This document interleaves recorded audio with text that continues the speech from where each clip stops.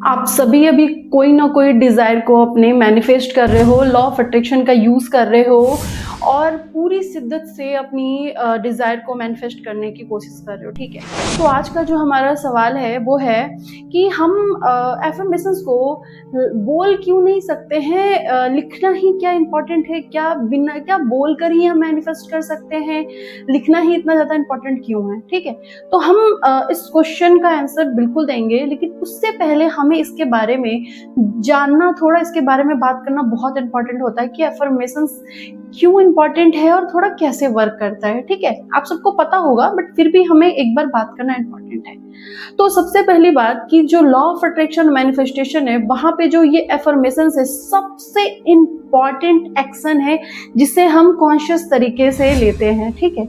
ये हमारे डिजायर को, ठीक है, हमारा जो थॉट है उससे अलाइन करता है टुवर्ड योर डिजायर, ठीक है? क्योंकि एवरीडे हमारे माइंड में 60 to 80,000 मतलब थॉट्स आते हैं, वो भी रिपीट थॉट्स होते हैं, वो भी ऑलमोस्ट नेगेटिव ही होते हैं। 95% तो नेगेटिव थॉट को ही हम रिपीट करते रहते हैं। तो वहां पे ना एफर्मेशंस एक बहुत ही स्ट्रॉन्ग होल्ड करता है, जहाँ पे हम अपने कॉन्शियस तरीके से हम जो चाहते हैं उस एफर्मेशन को पुट करते हैं और उससे रिपीट करते हैं, ठीक है? तो अब ना हम बात करते हैं कि आखिर हम क्यों लिखने को ही सभी रिकमेंड करते हैं और बोलने से ज़्यादा, है ना? ऐसा नहीं है कि आप बोल नहीं सकते हो, आप बिल्कुल बोल सकते हो, आप बिल्कुल बोलो। अगर आप बिल्कुल बिगनर है तो मैं प्रेफर करूंगी कि आपके लिए लिखना तो मोस्ट इम्पॉर्टेंट है और बोलो भी साथ, ठीक है?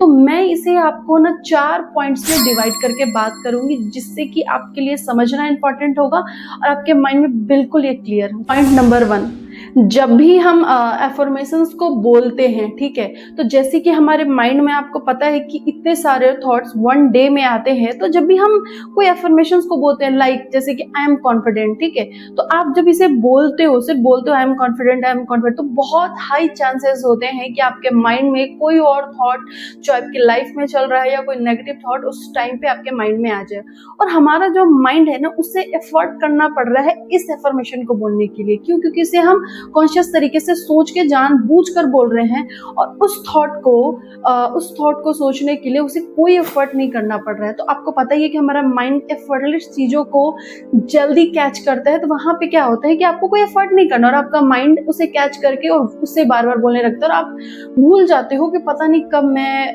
कुछ और सोचने लगी, ठीक है? तो एक पॉइंट ये होता है, जहां पॉइंट नंबर 2 की, ठीक है, तो जब भी हम एफर्मेशंस को लिखने जाते हैं, ठीक है, हम अपना एक टाइम बनाते हैं कि रात को सोने से पहले या फिर सुबह, जब भी आपका एक कंफर्ट वाला टाइम है, जब आप लिख सकते हो थोड़ी देर के लिए बैठ के, तो उस टाइम पे क्या होता है ना, आप एक परफॉर्म कर रहे होते हो, पेन ले रहे होते हो, कॉपी ले रहे होते हो, सही से बैठ रहे होते हो, बिल्कुल एक अकेले एनवायरनमेंट में बैठ रहे हो जहाँ पे आप बहुत अच्छे से लिख सको।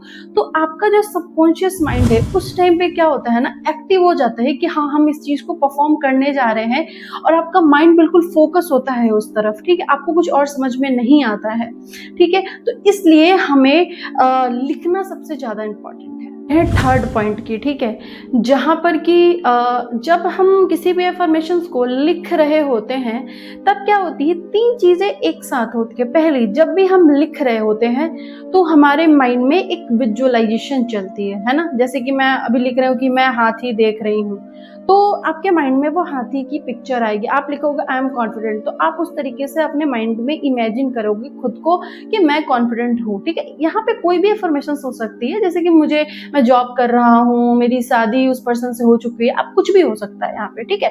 तो क्या मैंने बोला कि यहाँ पे आपका जो विजुअलाइजेशन है वो, और आपका हैंड और आपके इमोशंस तीनों एक साथ अलाइन हो जाते हैं। लेकिन बोलने पे सिर्फ आपका बोलना, विजुअलाइजेशन ही अलाइन होता है, या सम टाइम इमोशंस, अगर आप बहुत ज्यादा प्रैक्टिस कर चुके हैं इस चीज के बारे में, तो वो चीजें अलाइन होती हैं। अब रहा हमारा आखिरी और लास्ट पॉइंट, फोर्थ पॉइंट, जहां पर कि जब भी हम किसी एफर्मेशंस को लिखते हैं और बोलते हैं, अगर आपको ये बोलना है कि मैं जॉब कर रही हूँ, तो आपको कितना सेकंड लगा? मैं जॉब कर रही हूँ, मुझे लगता है 2 से 3 सेकंड लगा, है ना?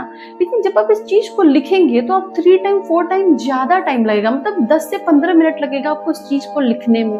तो आप जब कोई भी थॉट क्रिएट कर रहे हो, लिख रहे हो, तो आप, और अगर आप उसे 21 टाइम लिख रहे हो या कोई भी राइटिंग टेक्निक फॉलो कर रहे हो लॉ ऑफ अट्रैक्शन के लिए, तो आप अपने थॉट पे बोलने से ज़्यादा लिखने के टाइम पे ज़्यादा टाइम इन्वेस्ट कर रहे हो, ज़्यादा टाइम तक उस वाइब्रेशन को यूनिवर्स में छोड़ रहे होते हो, ठीक है? तो आपका जो फोकस है वो ज़्यादा टाइम तक आपके डिज़ायर पे होता है कि वो चीज़ कंप्लीट हो गई है।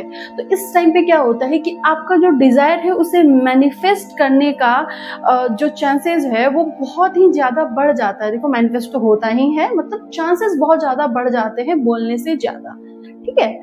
ओके, तो ये हमारा 4th पॉइंट रहता है। तो आप सब समझ गए होंगे, शायद मैंने बहुत अच्छे से क्लियर कर दिया है आपको इस चीज़ को। और फिर भी अगर आपको यहाँ पे कहीं भी डाउट आता है, कोई भी क्वेश्चन है, तो आप कमेंट में जाके इस क्वेश्चन को लिख सकते हो।